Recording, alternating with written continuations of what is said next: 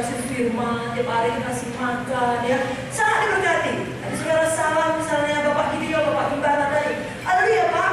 Terima kasih ya Pak sudah datang. Tolong Pak, air kami itu kalau mandi harus antri 1 jam.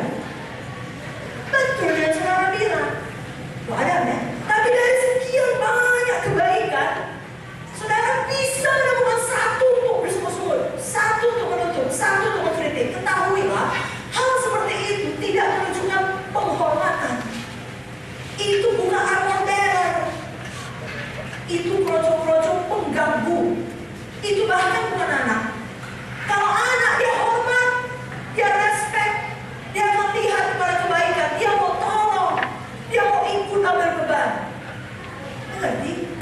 Kembangkan sikap seperti itu. Karena saudara anak yang dewasa, bukan anak yang kanak-kanak.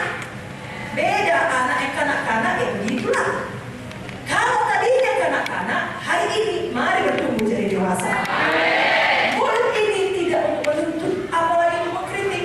Kalau kemarin saudara hadir di TKP, saya sempat berbicara mengenai Miriam yang mengkritik Musa. Dan saudara sudah dengarkan dalam firman Tuhan familiarity. Itu sangat berbahaya.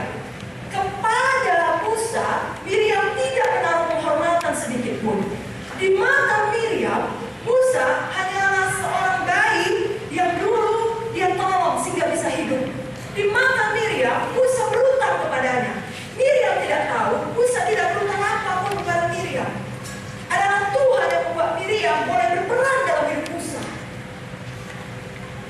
Miriam hanyalah bagian dari rencana besar Tuhan bagi dunia ini.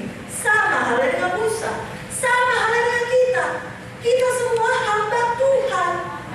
Dan semua harus saling menghormati. Tapi kepada pemimpin yang bekerja 2 kali lebih keras dari kita, dia yang membagikan firman kepada kita, Alkitab berkata kita harus menghormati mereka 2 kali lipat. Kalau Miriam menghormati Musa, dia tidak akan mengkritik Musa. Tapi karena hatinya tidak benar, dia tidak menghormati Musa, maka mudah mulutnya mengkritik. Pastikan hati kita benar pada sore hari ini. Ada amin? Kita belajar kalau ada kekurangan pemimpin, bagian kita apa? Berdoa, berdoa, berdoa, berdoa. Sekali lagi, kalau ada kekurangan pemimpin, apa bagian kita? Berdoa, berdoa, berdoa, berdoa. Katakan amin.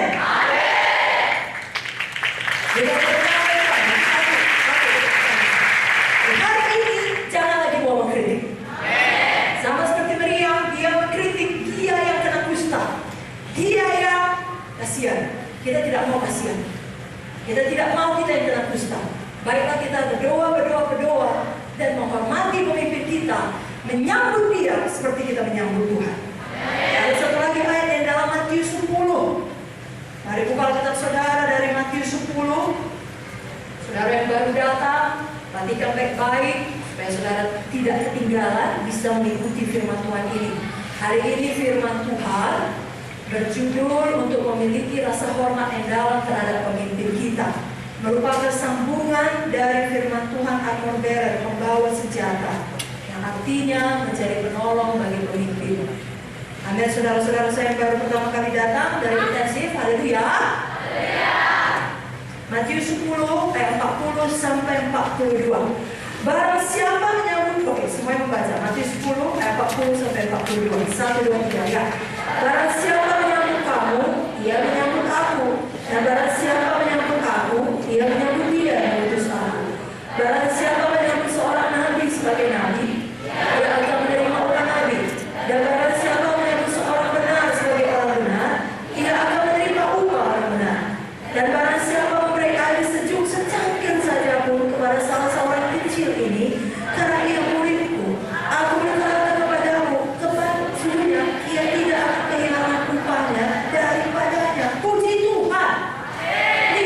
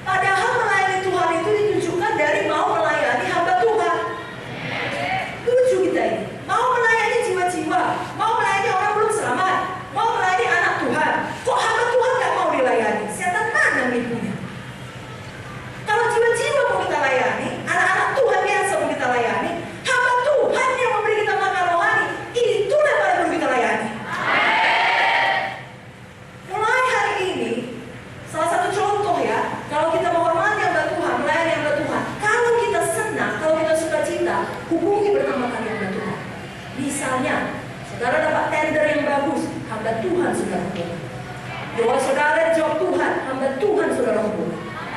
Saudara ulang tahun, hamba Tuhan saudara hubungi. Saudara jadi sarjana, hamba Tuhan saudara hubungi. Saudara lulus dan wisuda S2, S3, hamba Tuhan saudara hubungi. Kita jangan terbalik. Kalau nggak dapat kerja, hamba Tuhan dihubungi. Anak sakit, hamba Tuhan dihubungi. Lagi sedih, hamba Tuhan dihubungi. Pokoknya semua yang kita perlu, hamba Tuhan dihubungi. Pas lagi senang, lupa. Sering gitu ya. Hari ini kita baca, jangan lagi. Kalau ulang tahun, lupa hamba Tuhan. Kalau satu, lupa hamba Tuhan. Jangan dulu hamba Tuhan lah. Ngasih korban ucapan syukur pun lupa. Tapi hari ini dalam nama Yesus kita mengerti prinsip ini. Siapa yang memberikan air saja pun secangkir kepada orang yang kecil itu karena dia murid Tuhan, dia tidak hilang upahnya. Kalau kita bersuka cita karena doa dan berkat hamba Tuhan, maka hamba Tuhan yang pertama kali kita datangi dan mengucap syukur. Amin. Amin. Amin. Jangan, ya Kak, mulai sekarang kalau saya ulang tahun saya hubungi hamba Tuhan. Lalu ulang tahun saudara, haleluya Pak, saya ulang tahun, tolong doakan saya. Itu maksud saya. Itu sama saja. Saudara meminta, saudara bersyukur.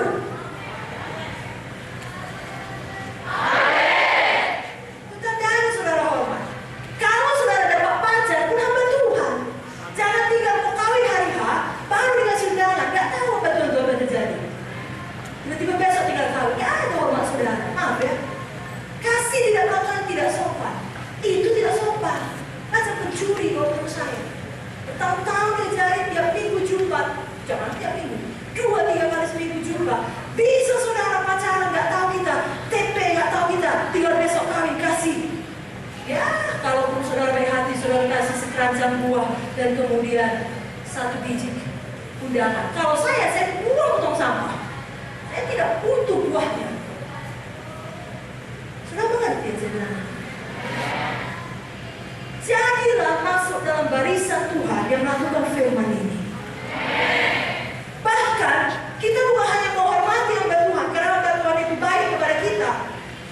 Saya mau terangkan kepada saudara sore hari ini minggu yang kedua. Saudara harus tetap hormat pada hamba Tuhan bahkan ketika hamba Tuhan tidak baik kepada saudara. Kok gitu Kak? Ya gitu memang. Bukalah kitab saudara dari 1 Samuel 1 ayat 9 sampai 18. Karena dalam hidup ini gak semua sebaik Kak Joyce.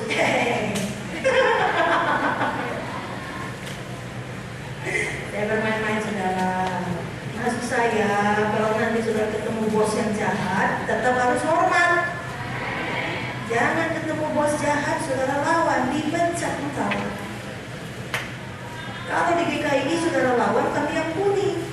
Kalau di luar sana saudara lawan, tamat riwayatmu. Saudara mengerti? Mengerti? Makanya paling baik di GKI itu jangan melawan. Tapi di luar pun jangan melawan. Oi, amin. Ini untuk kebaikan kita firman Tuhan ini. Amin. Tidak ada hukum yang menentang kasih. Dan roh membawa senjata ini, roh kasih, roh pelayan, roh Yesus. 1 Samuel 1 ayat 9 sampai 18. Siapa tahu ini cerita mengenai siapa? Bacalah cepat-cepat. Mengenai siapa? Mengenai Hana. Oke, mari kita baca 1, 2, 3 ya. Pada suatu kali setelah mereka habis makan dan minum di Silo, berdirilah Hana. Sedang Imam Eli duduk di kursi dekat tiang minum bait suci Tuhan. Dan dengan hati pedih dia berdoa kepada Tuhan sampai menangis sedu-sedu. Kemudian bernazarlah ia katanya, Tuhan semesta alam, jika sungguh-sungguh Engkau perhatikan sengsara hamba-Mu ini dan mengingat kepada aku dan tidak melupakan hamba-Mu ini, tetapi memberikan kepada hamba-Mu ini seorang anak laki-laki, maka aku akan memberikan dia kepada Tuhan untuk seumur hidupnya dan dia syukur tidak akan menyentuh kepalanya. Ketika perempuan itu terus berdoa di hadapan Tuhan, maka Eli mengamati mulut perempuan itu, dan karena Hana berkata-kata dalam hatinya dan hanya bibirnya saja bergerak-gerak, tetapi suaranya tidak kedengaran, maka Eli menyangka perempuan itu mabuk. Lalu kata Eli kepadanya, berapa lama lagi kau berlaku sebagai orang mabuk? Lepaskanlah dirimu daripada mabukmu. Tapi Hana menjawab, bukan Tuanku, aku seorang perempuan yang sangat bersusah hati. Aku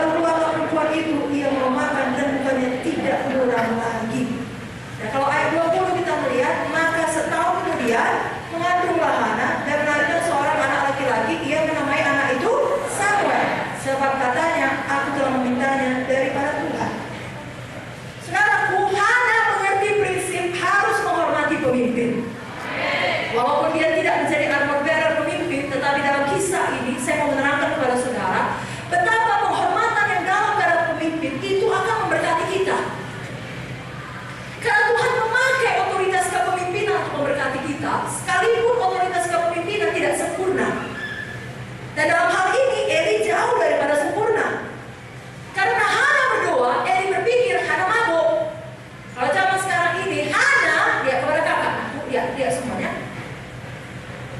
Hana bisa saja berkata, pendeta macam apa kau ini? Aku berdoa kau dibilang mabuk. Kau bukan hamba Tuhan. Adanya Roh Kudus dalam kau.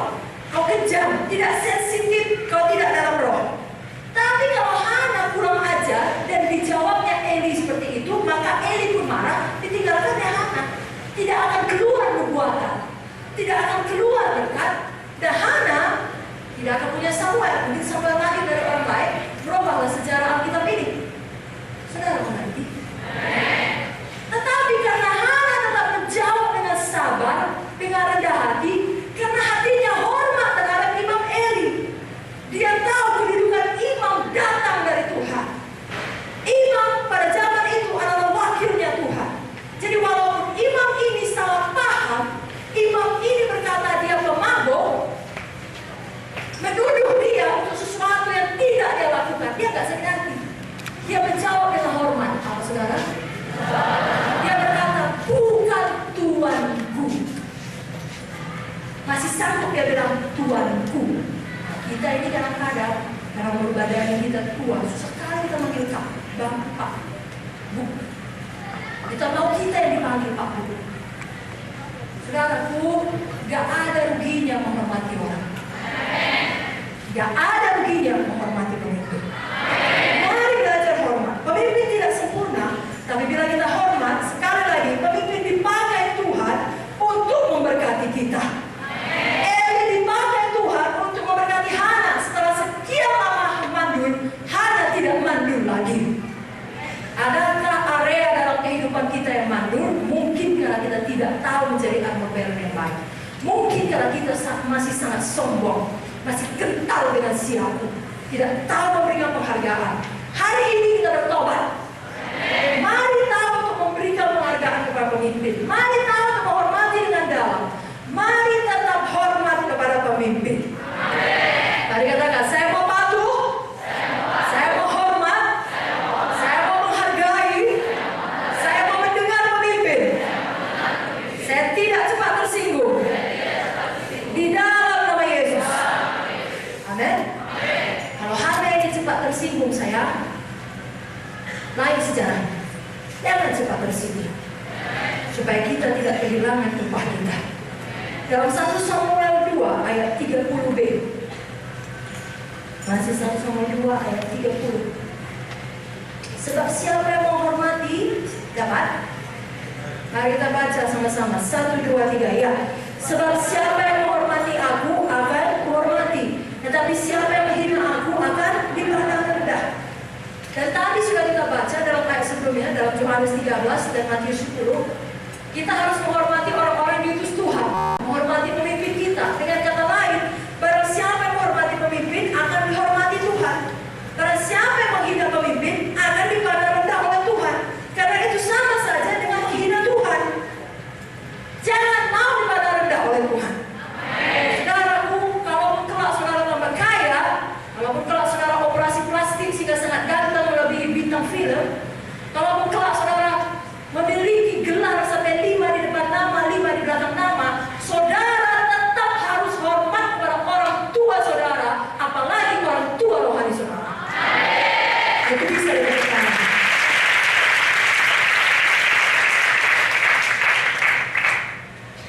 Jadi sekarang kalau kita terlibat dalam satu konflik dengan pemimpin, bagian kita adalah jangan tersinggung. Itu armor bearer yang baik. Jangan blow out, apalagi membalas. Coba buka Pengkhotbah 10 ayat 4. Pengkhotbah 10 ayat 4.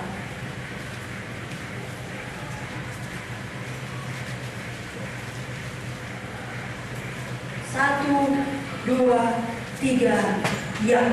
Jika amarah penguasa menimpa engkau, janganlah meninggalkan tempatmu, karena kesabaran mencegah kesalahan-kesalahan besar. Sudah jelas? Sudah jelas? Jadi kalau misalnya, katakanlah pemimpin marah kepada kita, bos kita di kantor marah kepada kita, tahankan di situ. Bahkan pakai lagi Amsal 15 ayat 3, jawabannya lemah lembut, meredakan kegeraman. Perkataan yang pedas membangkitkan amarah. Jangan dijawab oleh pemimpin. Tetapi Pak, tetapi Bu, ini halangannya sehingga tidak bisa dikerjakan dan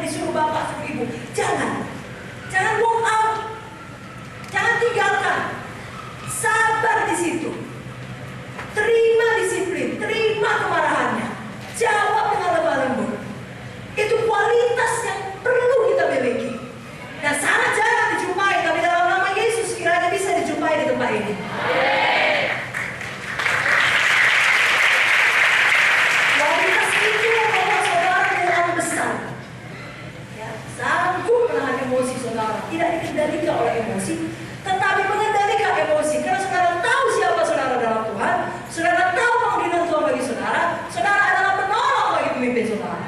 Jadi kalau pemimpin marah, itu artinya dia perlu ditolong, bukan dilawan.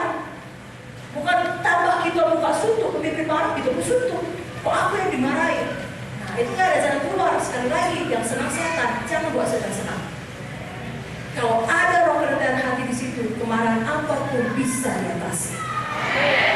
Hari ini sekali lagi miliki rasa hormat yang dalam kepada pemimpin kita.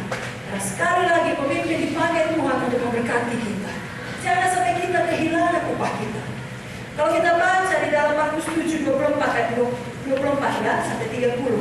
Markus 7 kepala kitab saudara.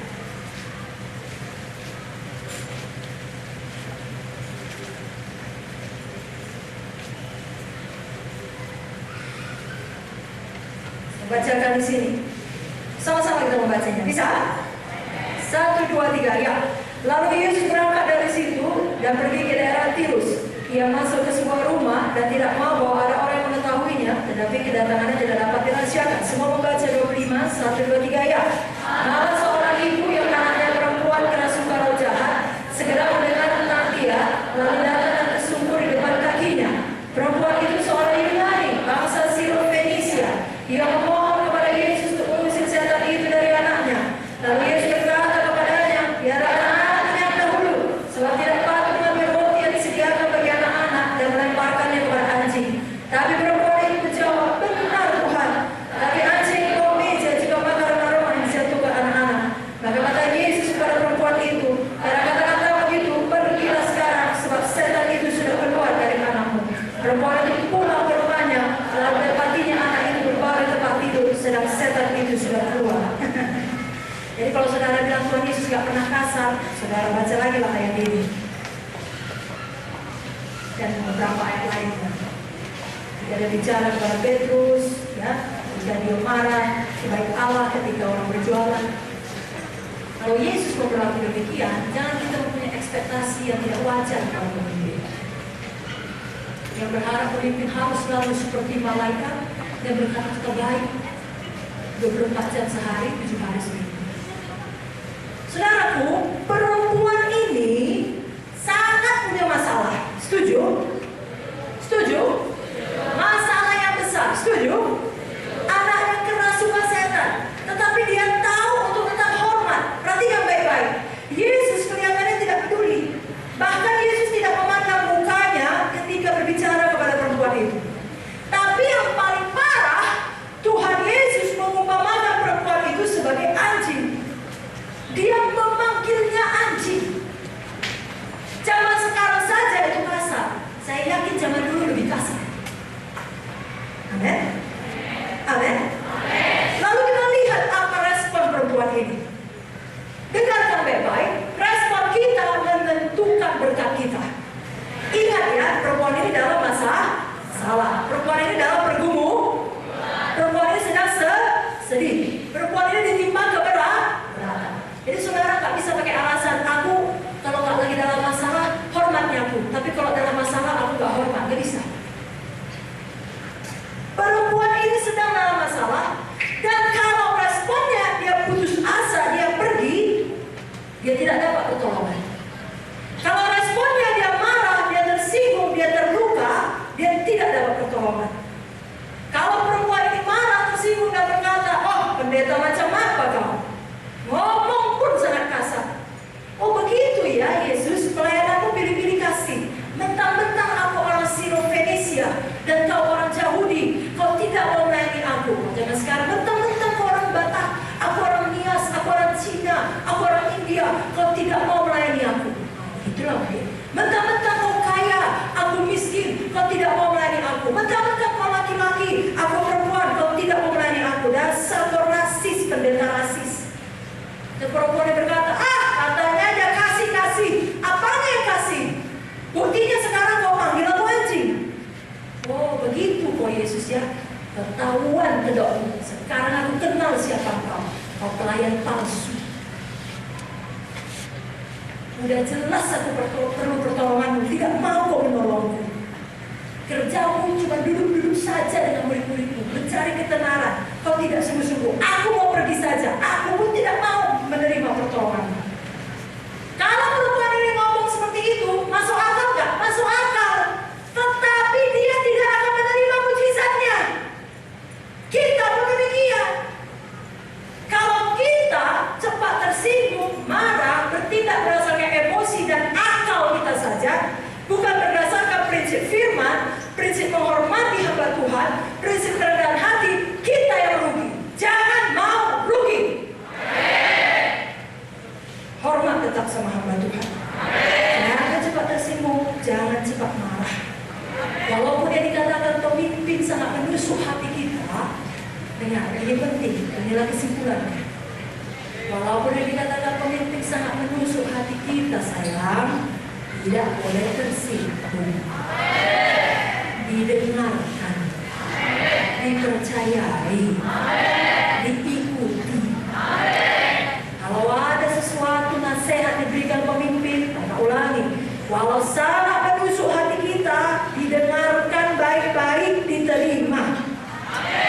Ingat 1 Samuel 2:30b tadi, Tuhan menghormati yang menghormati dia, yang menghormati pemimpin yang diutusnya. Tuhan memandang rendah yang menghina dia. Mari katakan saja, walaupun nasihat pemimpin menusuk hati saya,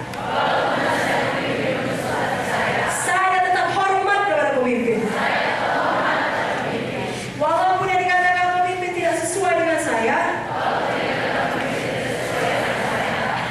tidak tersinggung.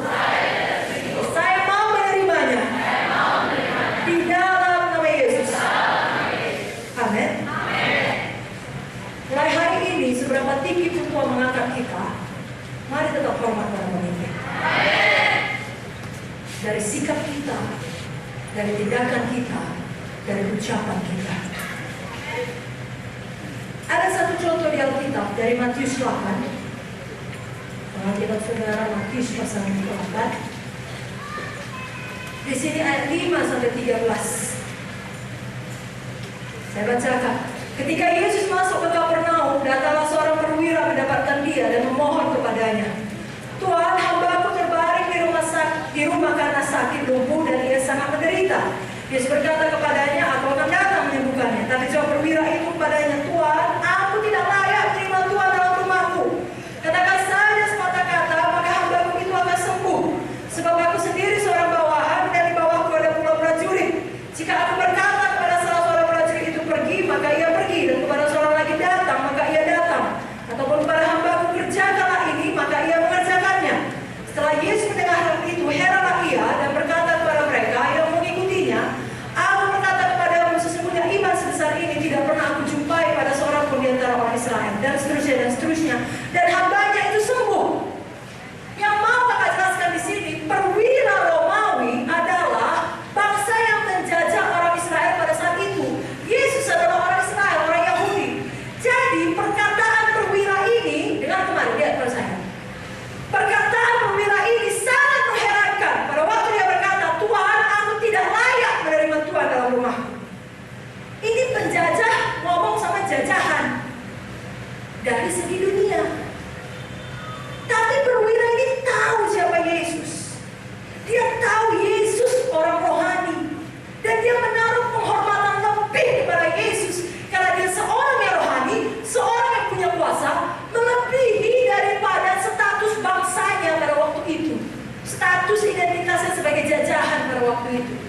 Seorang perwira, dia membawahi satu legion, membawahi 60 centurion. Satu centurion membawahi 100 orang. Jadi dia membawahi minimal 6.000 orang. Saudara mengerti? Dia orang yang berkuasa. Kalau kita zaman sekarang ini orang yang banyak uangnya, ya orang yang kaya, orang yang tinggi pendidikannya, semua sama dia. Tapi dia tahu hormat pada hamba Tuhan. Saudaraku, ayat ini dituliskan supaya kita pun bisa meneladaninya. Karena sejalan ini, dia orang yang hormat pada hamba Tuhan, dia orang yang penuh kasih, hambanya ada sakit, dia peduli. Amin.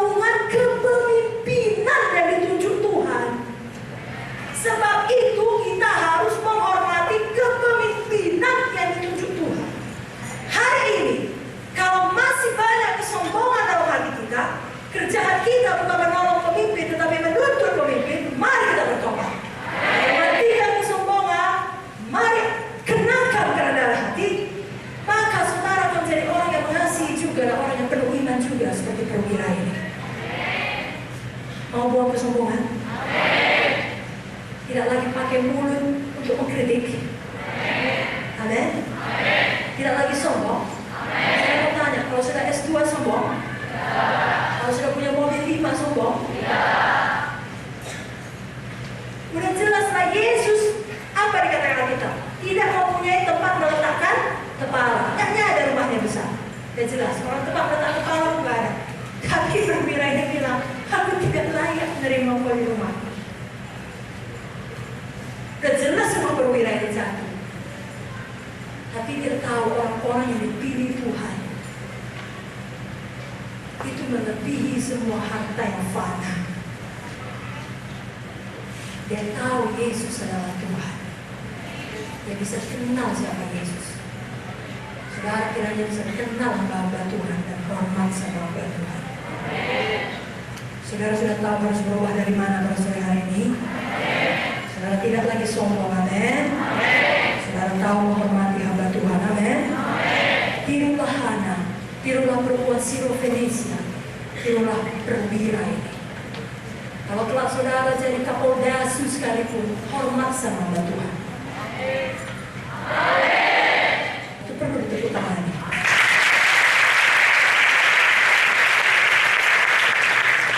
Doa kami adalah saudara berhasil mencapai semua visi yang telah Tuhan taruh pada hati saudara.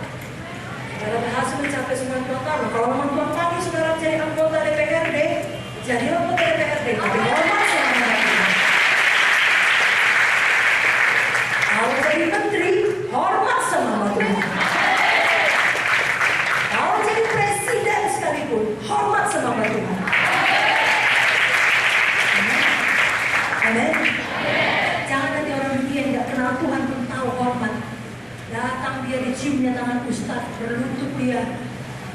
Itu orang dunia. Kita nggak tahu hormat, nggak tahu terima kasih. Jangan demikian. Matikan kesombongan, miliki kerendahan.